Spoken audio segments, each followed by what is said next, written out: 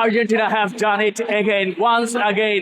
আটলান্টার এই মাঠে তারা পেছন থেকে ফিরে আসলো, ইংল্যান্ডকে তারা হারালো। ইংল্যান্ড স্বপ্ন দেখছিল তার আজ পর্যন্ত 60 বছর পর বিশ্বকাপের ফাইনালে যাওয়ার জন্য, কিন্তু লিওনেল মেসি বললেন অন্য কথা। তার ষষ্ঠ বিশ্বকাপে তৃতীয়বারের মতো লিওনেল মেসি যাচ্ছেন বিশ্বকাপের ফাইনালে নিউ ইয়র্কে, নিউ জার্সিতে। সেখানে তাদের প্রতিপক্ষ স্পেন।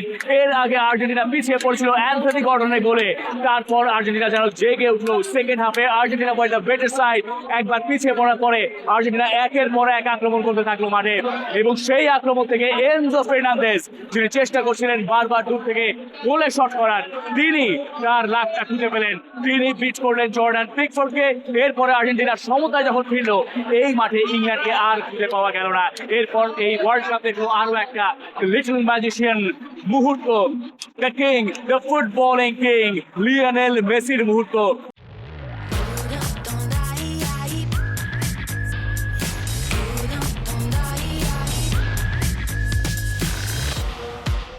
রাইট ফুটে আপনি ওই ধরনের ক্রস করেন কি করে?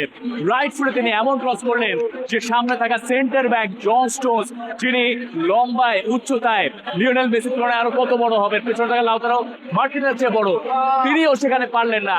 একদম গিয়ে সেটা লাউতারো মার্টিনেজের মাথায় পড়ে। লাউতারো মার্টিনেজ মাথায় বলটা যখন হেড করলেন, বল গেল জালে।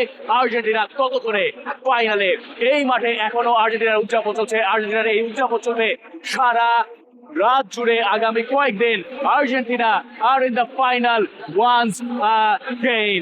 ইংল্যান্ড বাদ বিশ্বকাপ থেকে আপনি বিশ্বকাপের ফাইনাল দেখবেন আর্জেন্টিনা ভার্সেস স্পেন। যে ফিনাল সীমা হওয়ার কথা ছিল, সেটা এখন বিশ্বকাপ final. For more updates, subscribe to our YouTube channel and click on the bell icon. Follow us on Facebook and Instagram. Download T-Sports app to enjoy exciting games and highlights.